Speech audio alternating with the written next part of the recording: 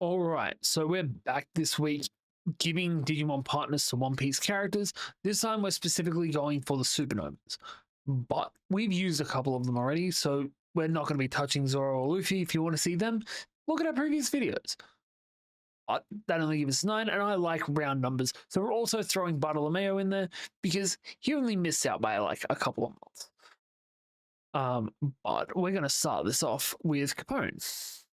Capone has Capone has the ability to make cannons and make fortresses and things of that nature. And I thought a perfect thing for Capone is giving him Eldoradimon, because that way he has constantly got a base where he can set up his fortress. He has somewhere that he can protect. And I feel like Eldoradimon should also be where the One Piece is. But hey, that's neither here nor there. After that, we have Bonnie. Bonnie has the Age fruit, I believe is what it's called, but she has the ability to take away or give people age. And I thought a really cool thing for her would be if we gave her one of the oldest Digimon, Abamon, who could definitely give her some insight in, hey, age is not all that bad. I don't know how old Bonnie is meant to be, but I really hope it's a case of if she turned off her fruit powers, she'd look like that anyway. After Bonnie is Scratchman, and there are a few musical Digimon I was tempted to give to him. I was tempted to give him Ballistamon, this is a speaker, but in the end, I thought Loudmon is probably our best bet. He's got speakers built into him. He's a heavy metal Digimon, which not quite the vibe he's going for. But hell, I thought they'd be able to rock out together. After that, the hardest one for the series, Basil Hawkins. Mostly because I didn't know which side of it to take from. Because Basil Hawkins is essentially a knight, like a Western European knight. And I thought, hey, we could give him something like Nightmon. We could give him one of the Royal Knights, but he also has the Straw fruit. So I thought, hey, we'll give him Noamon, the Scarecrow Digimon. Noamon's a weird one. It's one of those Digimon that doesn't get talked about enough, unless it's people talking about the fact that it doesn't get talked about.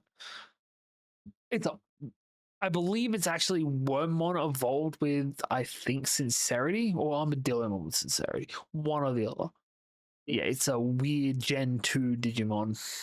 After that, we got Kid. Kid gets Magnetic Dramon because there are very few Digimon that are magnetic in nature. Which, when you think about it, makes sense. Because old computers don't like magnets, and we don't want to do something that's going to fry our old computer. After him, we have Drake. Now, Drake is one of the easiest things to do on this list, because even though it does not match the aesthetic at all, Drake has the Allosaurus Ancient Zoan fruit, so he gets Alomon. Also, Alomon has a sick design, and he doesn't get talked about enough because there are already so many other dinosaur Digimon. Yeah. Remember Alomon. He is great. After that, we have Orige, the Mad Monk. And I thought about just giving him a random angel Digimon, but that didn't seem to fit too well, especially considering all of the angels almost all of the angels in Digimon are very lithe, very slim. So instead we went Bulkmon, because I feel like Orige would appreciate a Jimbro, and Bulkmon is the Jimbro in Digimon. After that, we have Killer. Killer is tricky because there isn't much of an aesthetic to go with here.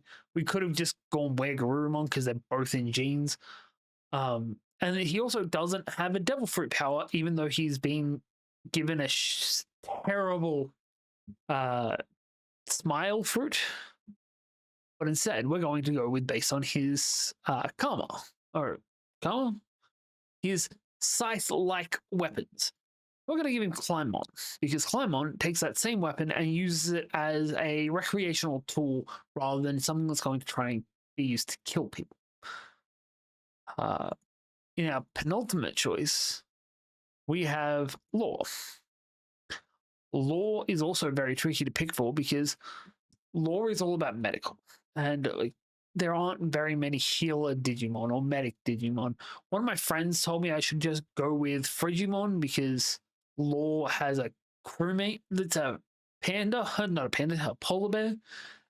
But I've never given somebody something to reflect somebody else on their crew.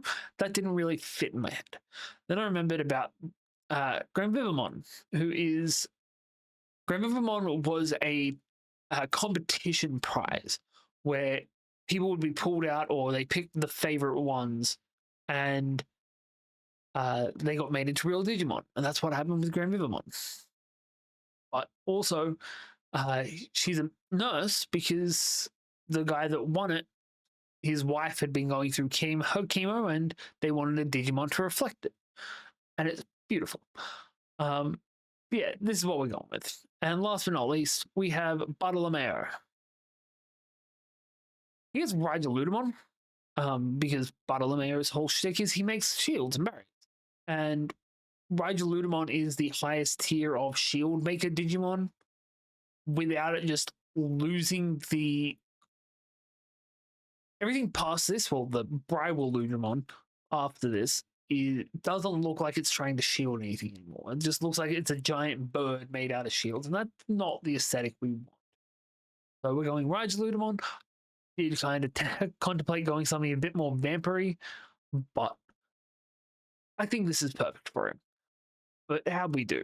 Let me know down below what you think of our supernovas, and yeah, we'll see you all next time.